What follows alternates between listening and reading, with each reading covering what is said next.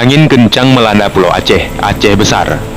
Dalam video yang beredar dari salah satu akun Facebook Ibras Aceh, angin kencang terjadi pada hari Jumat 8 April 2020.